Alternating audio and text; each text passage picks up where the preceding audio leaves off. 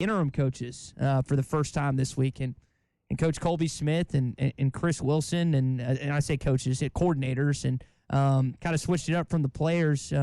What have you made of the job? Like, I know Petrino's, that's what everyone looks at, and the players like Talon, but what have you made of the job of those two individuals here since the Notre Dame firing on the jobs they've done as the coordinators here at Arkansas? Yeah, well, good morning, Ty. If you're looking at the defense with Chris Wilson, you have to just, I think, judge it. It's incremental. It's not like some major, massive improvement, and it's helped them win games. But certain games they've given the offense the ball back, and LSU, for example, they played well enough on defense to win the game. But it always just seems like there's this one possession or some opponent possession where, if they can stop LSU on that last one, they can get the ball back one more time, and they didn't do that. And then with Colby Smith, it was interesting to hear him talk about how when you're a position coach, you maybe feel like you're stepping over a line if you say something to a receiver or a tight end or an offensive lineman or Taylon Green. But now as a coordinator, he feels more in position to do that, make a correction or give a piece of advice. And so you see Colby growing into that role, which, Bobby Petrino's entrusted him with. So it was enlightening. It really enjoyed talking to those two guys. Something Chris Wilson said was very interesting, that, 5 games into a season, you don't change habits. I mean, those are already built in. And so they just tried to simplify what they could do defensively and play faster. And I think we've seen that. It's just that I'm pretty sure Arkansas faced a talent deficit over many other SEC teams on many defensive positions. Tom, when you look at Talon, he's improved since last year. I know there's been some big turnovers and some issues in that. Arch Manning got a lot of flack earlier in the season. He's improved a little bit. I don't know how much that actually has gone on, but when you compare the two quarterbacks we have in front of us this weekend in Austin, who's had a better year? That is a great question, because the expectation levels for both were different.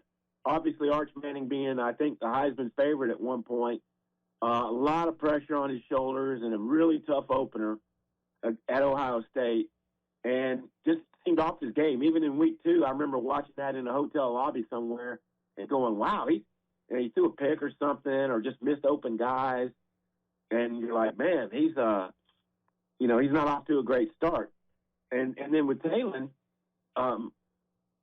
he's got one more interception thrown than he did all of last year. And he makes some decisions in some games, in the RPO game and in passing decisions, that sometimes you wonder, what was he thinking? And even Bobby Petrino talked about that with the 2 picks last week. But how is he to know that Omega Blake was not going to cut inside on that slant at the goal line? And then on the other one, Jaden Platt was open as the tight end on the more shallow of the 2 routes, and he threw into the coverage, and it cost him a pick. But I say all that to say, I think Bobby Petrino's demands on a quarterback are so strong. It takes a personality like Talon's. Let's go back at the quarterbacks he's had at Arkansas. Casey Dick, veteran guy, he had him 1 year. Then with Ryan Mallett, he could take hard coaching. I mean, that was Ryan Mallett's deal. I think it took Tyler Wilson a little bit of time to understand and get on board with Petrino. He's tough on quarterbacks, and the system is so complicated with so many reads that it's hard to be perfect in that. And I think Talon's personality, a little bit more like Tyler Wilson, but he's handled it, and he hasn't let it, break him up. And I just think Petrino's tough on quarterbacks, but the end product is huge numbers, and there's so much going on with your reads and your adjustments and things like that, the calls you have to make as a quarterback, that it's just tough on those guys. So to answer your question, Arch's team has had a better season so far than Talon's. And so even though Talon's numbers, especially as a rusher, are a lot better, Arch had more talent to work with. Taylor certainly has talent on offense, so I think they're comparable seasons. Yeah. Tom, help us read the room. I mean, you're there on Mondays when Coach Petrino speaks. I know some of these meetings or press availabilities are by Zoom, but you're around the program as much as anyone.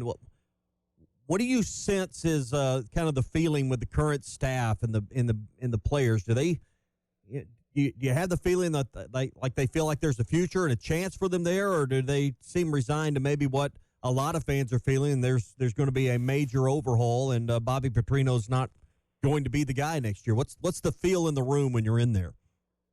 Well, I can't say with full assuredness what they're thinking. However, the opportunity was before them to win, like to upset a Tennessee or upset a Texas A&M, win another one of those games along the way, beat Mississippi State, go on the road and upset LSU, where the chances would have been higher for some retention, for Bobby Petrino to have a real chance.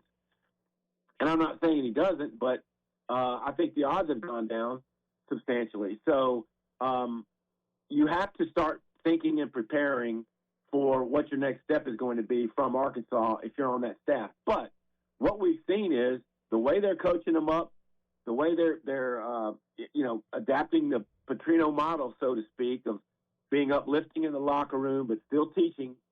You can tell that has worked well with this team because they have been competitive. However, I do believe that late in games, that there's maybe this mentality that comes over like, well, we've been in this position before. What's going to happen? And it has happened game after game. It's unbelievable the number of one-score losses that Arkansas has had. And, long-winded answer to just say that if you're in that position, you're probably looking at where your next step is going to be. I mean, who knows? There might be some retention. But I do believe whoever the next coach is, they've got to get some Arkansas-based guys. I mean, you think back over the years, the Tim Horton, the amazing job he did to retain that class that Bobby Petrino inherited starting in 2008, the in-state class that we've never had one like it in my knowledge, and then like the Barry Lundy Juniors, the guys who played for the Razorbacks. I think there needs to be a better tie-in with the coaching staff as the Razorbacks move forward. Yeah. So this week, Texas, a daunting task. Texas needs to win this game, but can Arkansas get enough pressure on Manning this week? I mean, he's made his mistakes. He has not had the kind of year that most expected from the Golden Boy in Texas. I mean, how do you rattle him and how do you make him, a little off kilter this week? Well, Arkansas, to me, it's kind of similar to LSU in that LSU's O-line had taken so much heat. And Arkansas did get some pressure, but Michael Van Buren is a very good athlete. He got out of it several times, even though they sacked him 3 or 4 times. But Arch Manning is a very good runner as well. And, so you got to be careful how you get the heat and not let him break contain. But you always think that it's possible that he's going to break contain. So it's an offensive line in Texas that has also had its issues, as LSU has, and they've got to be creative. I mean, that's why you see things like Xavier Story lined up on the edge. We've seen Quincy inside sometimes to better take advantage of a guard and things like that. But I think it's a critical part of this, and to limit the run game as well. Tom Murphy with us, Whole Hog Sports, Arkansas Democrat-Gazette. Tom, outside of the game this weekend, it's more about the coaching searches versus the games, considering we have a very light SEC schedule. We got some rivalry games next weekend. Tommy and I were kicking this around earlier. Is Lane Kiffin worth it? Is he worth to overpay for to get to be the next head coach at either Florida, LSU, or elsewhere, in your opinion, or even staying in Oxford? That's a great talk radio segment, in my opinion, but for the moment. And it's because it's drawing such attention from a national standpoint. I mean, he's taken Ole Miss into places they never have, and boy, he is basking in that. When you listen to him on the SEC webinar yesterday, it was, this is the first chance for an 11-win season. This is an Ole Miss team that's done something no one else has done. So I do believe he enjoys the attention, and he understands that he could probably take either of those 2 open jobs, Florida or LSU. Sounds like both are courting him. or remain in the, kind of legendary hero status at Ole Miss. I don't know what his ultimate desire is, what challenges lie before him, but he certainly built Ole Miss up to the point where the chest swell with pride and things like that for the fans who haven't had that kind of success. And, I saw one writer say it since the days of segregation. So we're talking about in the 60s and stuff when Ole Miss was this relevant before. So is he worth it? I don't know. He's an entertainment figure in addition to being a really good head coach.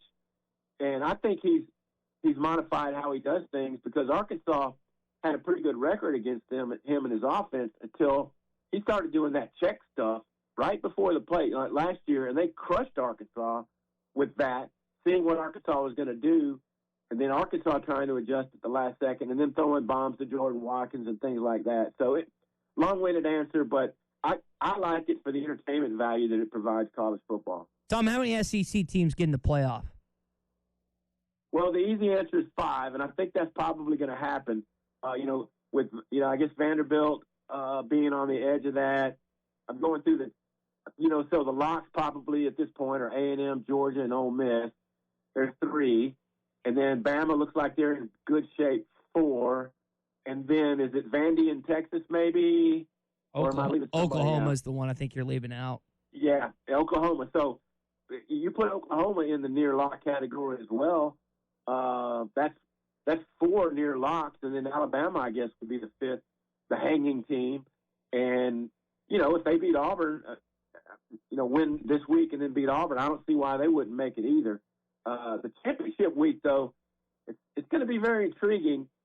If a team doesn't play in championship week versus a team that plays in it and loses, it's ranked higher than that other team, that's going to be a little bit of a dilemma for this selection committee. Tom, basketball game the other night, a little closer than anyone would have liked, at least too close for comfort. Get the win over Winthrop. Jackson State coming up. Is this team ready for Duke on Thanksgiving evening?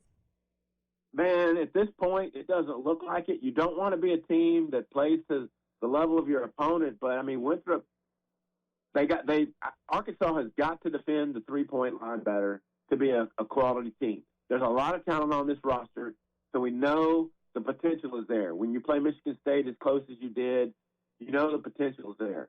But somehow or another, Cal and his staff have got to rein in the talent and say, look, we cannot be messing around in games like this.